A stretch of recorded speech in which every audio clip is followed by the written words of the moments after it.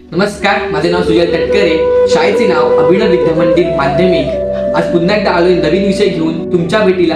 विषय अगदी अनोखा, अजब आणि अविस्मरणीय आहे. माझ्या स्वप्नातील भारत. तर मुळीच शब्द दवडता सुरू करतो. माझ्या स्वप्नातील भारत. आपला भारत देश स्वर्णिम जो इतिहास आहे देशाला. ज्या देशात राम, कृष्ण, गौतम बुद्ध, छत्रपती शिवाजी महाराज, लोकमान्य टिळक, डॉक्टर बाबासाहेब आंबेडकर या महापुरुषांचा सुंदर वारसा लाभलेला. आपला भारत देश विविध संस्कृती, रूढी, परंपरा आणि पावित्र्य यांचा एक अनोखा संगम. इथे विनयाच्या गोंधळातून शौर्यता खुलते, तर लाजऱ्या स्मित हास्यातून शालीनता भरते. आपल्या भारत देशाला स्वातंत्र्य करण्याकरिता अनेक ज्ञात अज्ञात हुतात्म्यांनी आपल्या प्राणांची आहुती दिली, आपल्या प्राणांचे बलिदान दिले आणि गुदमरलेल्या भारत मातेला स्वातंत्र्य केले. इतकेच नव्हे तर आपली संस्कृती ही भोगाची नाही तर ती त्यागाची आहे हे सिद्ध केलं.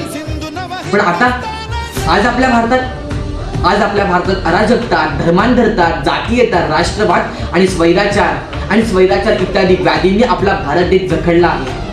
भ्रष्टाचार, आतंकवाद, नक्षलवाद यांनी तर भारतात थैमान घातले. परंतु एक विद्यार्थी नात्याने मीही स्वप्न बघतो महान अशा भारत देशाचे. पण नक्कीच माझ्या स्वप्नातील भारत असं नाही आहे. तर मग कसा आहे माझ्या स्वप्नातील भारत? हा अनमोल आहे, स्त्रियांचे श्रेष्ठत्व असे आपण म्हणतो. आणि याच भारतात महिलांवर अत्याचार, बलात्कार, क्रूरपणा यांची परिसीमा गाठली आहे.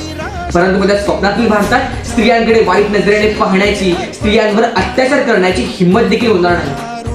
जिथे अनेक देशविघातक लोक भारताच्या एकात्मतेला खंडित करीत आहेत, भारताची एकात्मता तोडू पाहत आहेत, परंतु माझ्या स्वप्नातील जातीय सलोखा व राष्ट्रीय एकात्मता हीच खरी भारताची ओळख आहे.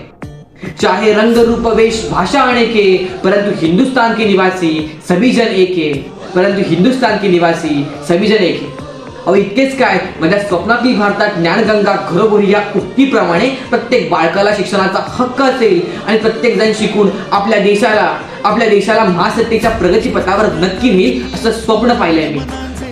आपला भारत देश विज्ञान, तंत्रज्ञान, कृषी, आरोग्य, जैव माहिती सर्व क्षेत्रात आपल्या ज्ञानाची अथांगता साधणारा, स्वातंत्र्य, समता, बंधुता या मूल्यांचा आदर करणारा आणि मानवता हा एकच धर्म पाळणारा असा असेल माझ्या स्वप्नातील भारत.